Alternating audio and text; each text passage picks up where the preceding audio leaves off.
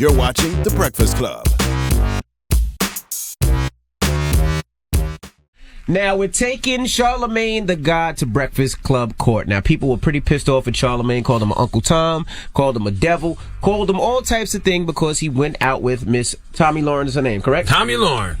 Now, what's happening, Tommy? I really don't like her. I don't like her rhetoric. I don't know her personally, but I don't like the things that she says. I don't like what I've seen and what she said about Black Lives Matter, comparing it to the Ku Klux Klan. I don't like what she said about Colin Kaepernick. I don't like what she said about Beyonce. And I understand she says those things because it's inflammatory and she might believe it. And she does believe it, and she loves the platform that she has. She's been brought on by Donald Trump's campaign also to help get young millennials behind him. She used to go at Donald Trump hard too, but then she started supporting Donald Trump. She used to be a Mark Rubio fan. But let's go back to the whole story. I first heard of Tomi back in February when she made comments about the Black Panthers, and I think she compared the Black Panthers to the KKK, and then she had things to say about Beyonce's performance at the Super Bowl. So I gave her donkey of the day.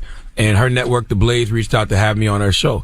I was fine with that because I don't see the point of us continuing to let people paint negative narratives of us and our movements and not give us the voice to defend ourselves. So I went on her show to defend that. And, you know, over the past months, I've been watching her go in on everybody, you know, not just black people. She goes on Hillary Clinton, whoever. And I think she sounds crazy 98% of the time. Right. But when I saw her on Trevor Noah this week and she was still trying to compare now Black Lives Matter to the KKK, I'm like, all right, Tommy, what's up? Like, this is getting out of hand. So for me personally, I just got one simple question for people. You want diplomacy or you want division? I'm talking to Tommy because I care about the rhetoric that comes out of her mouth because she has influence and the narrative she paints about movements like the BLM is dangerous. And the same way people can hit her up on social media and tell her how wrong she is, I can meet with her and tell her the same things. I don't like talking about people. I like talking to them. You know, it's funny. Friday when we spoke about this, I said the same thing. I said that you should have a conversation with her. I said you should actually take her around and let her see that it's not all bad. You know, she is from where? South Dakota or North Dakota? South Dakota, North Dakota. She probably has never experienced an urban, a black community like this. And I think it would be great if you showed it to her. I told you should take her to Brooklyn and take her to Harlem, but she went to your office. So how was that conversation? It was good, and I'm glad. You know what? I'm glad you asked me that, because nobody once asked me what we talked about. They just saw the picture and saw us on TMZ and went crazy. Personally, I don't care. I accepted being misunderstood a long time ago, but you know, I don't believe Tomi is racist. I believe she's misinformed. So with that said, I chose to inform her. I don't know if she's going to change or not. I just know I did my due diligence and had the conversation with her. You know, some of the conversations we had was why the Black Lives Matter is not like the KKK in any way, shape, or form. Does she feel like it's not, or does she still feel like it is? Well, we had a conversation, and I said to her, this is one of the things we discussed. I said to her, how can you support Trump knowing he empowers such hate? And she broke down to me how, you know, a lot of people that support Trump are just anti-establishment and anti-government, or they're capitalists, you know, but she said there is a faction of Trump supporters who are just straight up racist. She was like, yo, I've been to the rallies. I know it's a group of people there that are just straight up racist, but that doesn't represent the whole movement. So I said to her, you have to look at Black Lives Matter the exact same way. It may be a group of people in Black Lives Matter that you saw walking and marching one time and they were screaming, kill all cops, but that doesn't represent the whole totality of the movement. So those are the kind of conversations that we were having. And I don't see what's wrong with breaking down barriers and trying to open up dialogue. If she gets it, she gets it. If not, then F her. But I don't see how people are upset because a conversation was had. Let's go to the phone lines. Hello, who's this? This is Arlington. Hey, Arlington. Good morning. What do you think about Charlamagne going out with Miss Tomi Lahren? I think Charlamagne, that was a ridiculous move. Tomi Lahren knows exactly what she's doing. That's her shtick. Do you think she would have been famous if she spoke highly about black folks? She would get 800,000 views on one video. It's about denigrating our community at our expense. That's what brings in her credibility to the larger society and so forth. So, and I don't agree with people that say, oh, she's only 24, she's so young, she doesn't know better, she needs people to tell her. There's information everywhere, and this is what she does for a living. There's misinformation everywhere either. That's why she's always quoting the wrong stats. But by the way, she quotes the stats that feed into the narrative of what she wants, that even if they're false, you can do some research. By the way, we had that conversation she too. Herself a journalist. One of the things I said to her was, is this really what you believe, or are you just doing this because it gets you attention and because it gets you Facebook views? Well, let's go to the phone line. lines. We'll take more calls when we come back. 800-585-1051. Charlamagne's in Breakfast Club Court. Is he a sellout? I had a white woman in the street saying black penises matter. Is he a Tom? Is he a devil? And people were saying that if she wasn't attractive, would it have mattered to you too? I talked to plenty of people who aren't attractive that I disagree with. Like that. You know what's so sad about that? Remember when everybody was saying Lena Dunham was over-sexualizing playing into the narrative that black men are just sexual beings. We want to have sex with everything. Mm-hmm. That's what all the same people that was mad at Lena did to me this weekend. Just because she's pretty, I want to have sex with her. Okay, so you're sexist too. Is he Uncle Tom a sexist? No, sexist don't got no. Sexist means I don't like what does sexist mean? It don't mean what Indy's talking about. I know that much. You don't think that men and women are equal. And you think that men are better than 585-1051 is Charlamagne in Breakfast Club Court. Call us now. What do you think? It's the Breakfast Club. Good morning. We are the Breakfast Club. If you just joined us, we're in Breakfast Club Court right now. Charlamagne is actually in court, and this is all because of his relationship with Tomi Lahren. They went out Friday. And you consider her a friend, right?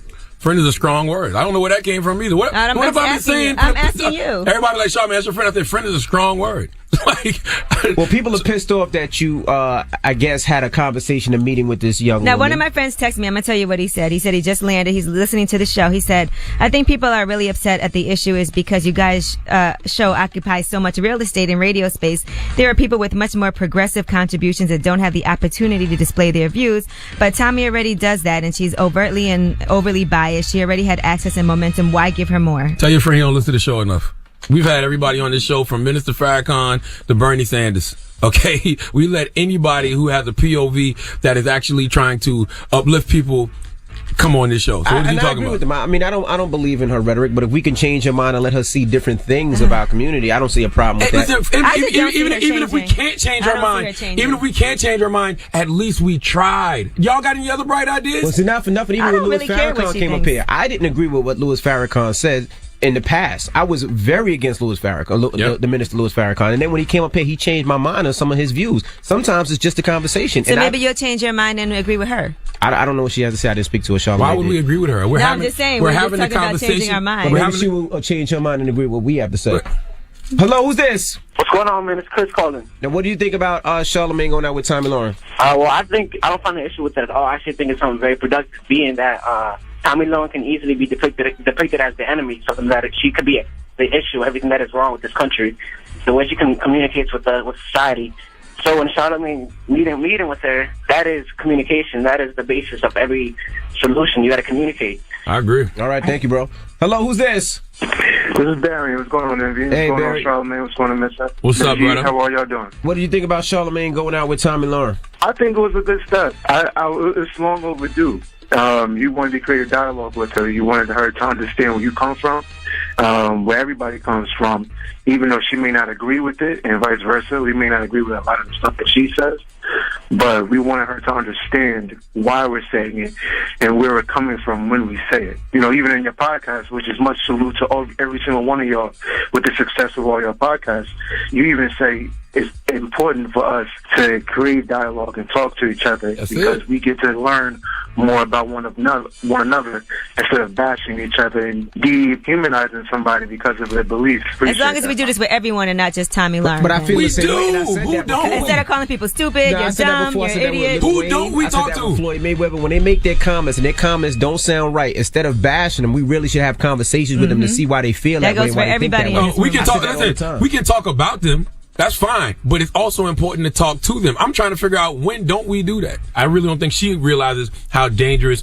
the rhetoric that comes out of her mouth is, especially when you're painting movements like BLM with the narrative that they're the same as the KKK. Like, that's just ridiculous logic. When I'm sitting down, she was very upset about Colin Kaepernick kneeling down. So were a lot of people. But she has that platform, like we said, and she's still upset about it. I don't think she's changed her mind about that. You know the worst thing she said about, and I hit her up during that Colin Kaepernick thing too. Two white parents that raised you. I hit her up during that Colin Kaepernick thing too. Because you know what upset me about that? She made a comment. What was the soccer player who stood up for Kaepernick? The lesbian woman, Megan Rapinoe. Tommy said about Megan Rapinoe, a white lesbian woman. She said, there's countries out there where you get thrown off a building for being gay. So you should be happy that you're in America where gay people don't get thrown off buildings. So I hit her up like, you think that's the only injustice and oppression that gay people face? Like, you think it has to be that extreme where it's okay just because she doesn't get thrown off of buildings? Like, there's other injustices and oppression that gay people face here in America other than getting thrown off buildings. So I'm always constantly hitting her up when I hear some rhetoric that I think is just dangerous about. And does she ever say, you know what, you're right? Yes, she does. Okay. Yes. Well, Charlamagne, I mean, let's close this out. What do you have to say that people have called your Uncle Tom a sellout? I don't care about none of that, man. I mean, listen, man. Devil. Like, it's simple. You want the devil thing is debatable, but do you want diplomacy or you want division? Once again, I'm talking to Tommy because I care about the rhetoric that comes out of her mouth because she has influence and the narrative she paints about black people is dangerous. And the same way people can hit her up on social media and tell her how wrong she is, I can meet with her and tell her the same things. I don't like talking about people. I like talking to them. And everybody's like, you should just ignore her. You should just ignore her. Take your own advice. Stop tweeting her. Stop hitting her up on Facebook. Don't say ignore her, but then talk about her on social media. That's ridiculous because you're not ignoring her. I had a white woman in the street saying black penises matter. It just seemed a little jokey to me. I'm a jokey Negro. Topics. Like, when am I not joking? I honestly thought the only people who would be upset at me being with Tommy is racist white men. Because let's be clear, white men hate seeing a black man be friendly with a white woman. Oh, it drives them crazy. History has shown us that they used to kill us for looking at their women, nonetheless talking to them. R.I.P. Emmett Till. So I really thought the only people who was going to be upset was like racist white men. I was kind of taken aback a little bit that my own people was like, damn, you would really think, what would I be talking to Tommy about other than her rhetoric about us? We don't really know.